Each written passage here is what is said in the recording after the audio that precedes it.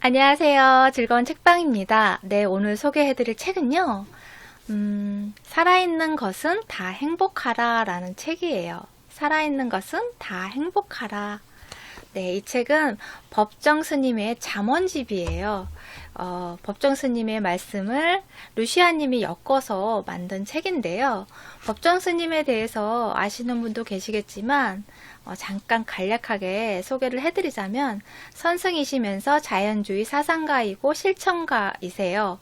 이분이 청년기에 출가를 하셔서 생애 대부분을 아주 산속에서 깊은 산속에서 수행을 하면서 지내셨어요. 그런데 이분이 이제 그렇게 산속에서 수행을 하고 하면서 가끔씩 소통하는 것이 어떤 통로를 통해서 소통을 하냐면 책을 통해서, 글을 통해서 세상 사람과 소통하는 그런 시간들을 가지셨어요. 그래서 30년 넘게 한 달에 한 편 정도 글을 쓰셔서 세상 사람들과 소통하는 그러한 시간들을 가지셨는데 그러한 글들이 유명해지자 많은 사람들이 또 이 스님을 찾아오는 거예요. 그래서 그 다음에 더 깊은 산속으로 들어가셔서 혼자 생활하시면서 글을 쓰시고 수행을 하시고 그런 분이세요.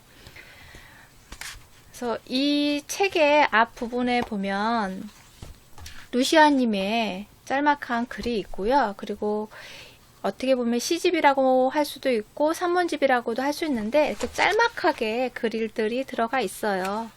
시처럼 시집처럼 이렇게 짤막하게 많은 글들이 들어가 있는데 정말 하나하나 다 마음에 새기면서 읽어야 되는 그런 내용들이에요. 그러니까 그냥 쓱쓱 읽는 내용이 아니고 정말 곱씹고 곱씹어서 한 번 읽고 두 번 읽고 그래도 좋은 그런 내용이거든요. 그래서 기회가 되시면 한번 읽어보셨으면 좋겠어요. 이 책은 앞에 루시아님이 소개글 짤막하게 글이 들어가 있고요. 그 다음에 이제 법정 스님의 글들이 들어가 있는데 법정 스님의 글은 그냥 읽어드릴 거예요. 그래서 그냥 눈을 감고 가만히 들으시면서 이 글 말씀에 대한 그러한 뜻을 헤아리면서 곱씹으면서 한번 들으시면 좋을 것 같아요. 그래서 여기서 법정 스님의 일화가 나오는데요.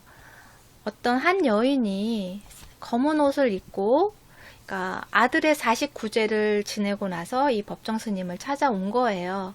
근데 그 아들이 유학을 갔다가 한국에 들어와서 이제 군 입대를 하려고 그것을 이제 절차를 밟고 군대를 가려는 그런 과정에서 친구와 저녁을 먹고 들어오는 길에 갑자기 급작스럽게 심장마비로 세상을 떠나요. 그래서 아들을 떠나 보내고 나서 49제가 됐을 때 법정 스님이 찾아와서 얼마나 정말 장성한 아들을 다 키웠다 생각했는데 그 아들을 잃었잖아요. 어느 이별할 그런 시간도 없었고 갑자기 급작스럽게 정말 그런 충격적인 일을 당하신 거잖아요. 그래서 거기에 대한 하소연을 막 하셨어요.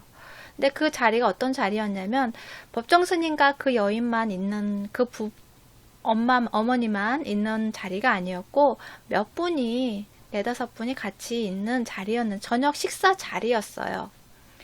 근데 이제 그 자리에 같이 와서 이제 막 통곡을 하는 건 아니지만 그래도 울먹울먹 하면서 자신의 이야기를 법정 스님께 말씀을 드리죠.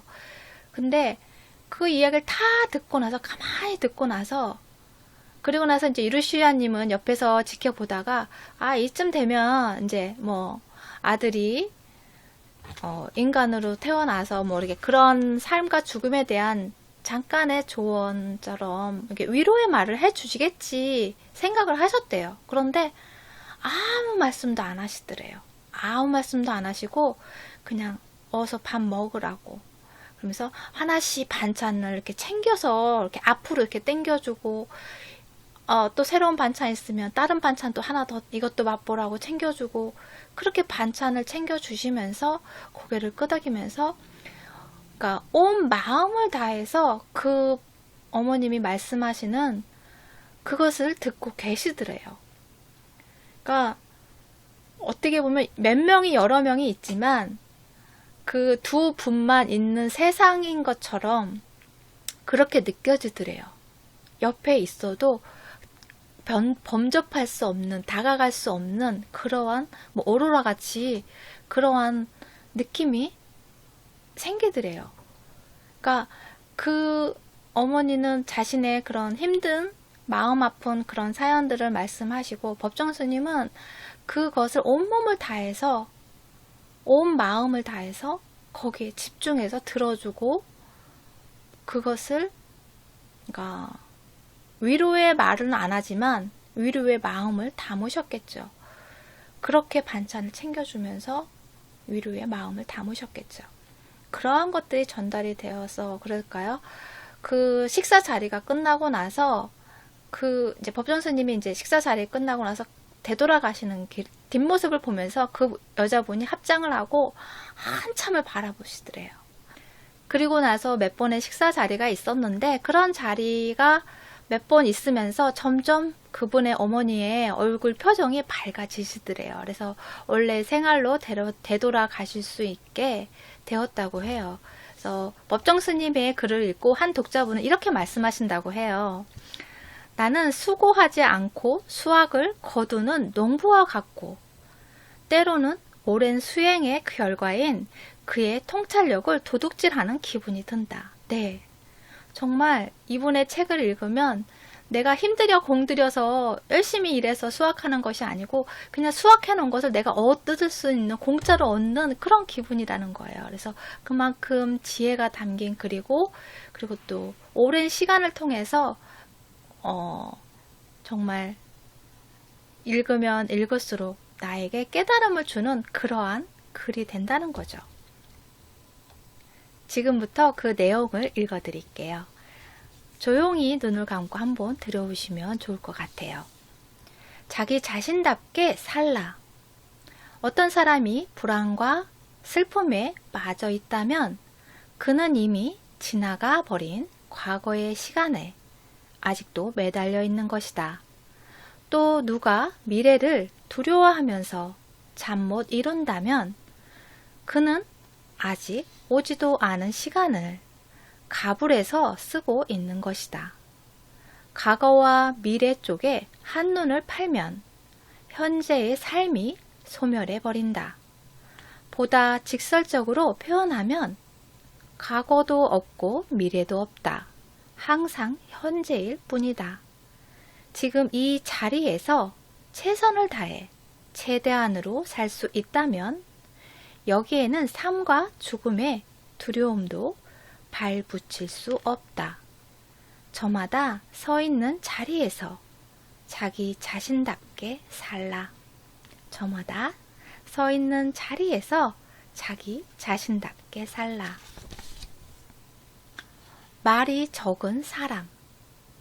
말이 적은 사람에 대해서 소개를 해드릴게요. 침묵을 소중히 여길 줄 아는 사람에게 신뢰가 간다. 초면이든 구면이든 말이 많은 사람한테는 신뢰가 가지 않는다. 나는 가끔 많은 사람들을 만나게 되는데 말수가 적은 사람한테는 오히려 내가 내 마음을 활짝 열어 보이고 싶어진다. 인간과 인간의 만남에서 말은 그렇게 중요하지 않다. 꼭 필요한 말만 할 수 있어야 한다. 안으로 말이 여물도록 인내하지 못하기 때문에 밖으로 쏟아내고 마는 것이다. 이것은 하나의 습관이다. 생각이 떠오른다고 해서 불쑥 말해버리면 안에서 여무는 것이 없다. 그렇기 때문에 그 내면은 비어 있다. 말의 의미가 안에서 여물도록 침묵의 여과기에서 걸러 받을 수 있어야 한다. 불교 경전은 말하고 있다. 입에 말이 적으면 어리석음이 지혜로 바뀐다고. 말하고 싶은 충동을 참을 수 있어야 한다. 생각을 전부 말해버리면 말의 의미가, 말의 무게가 여물지 않는다. 말의 무게가 없는 언어는 상대방에게 메아리가 없다. 오늘날 인간의 말이 소음으로 전락한 것은 침묵을 배경으로 하지 않기 때문이다. 말이 소음과 다름없이 다루어지고 있기 때문이다. 우리들은 말을 안 해서 후회되는 일보다도 말을 해버렸기 때문에 후회되는 일이 얼마나 많은가. 침묵을 조용히 여길 줄 아는 사람에게 신뢰가 간다.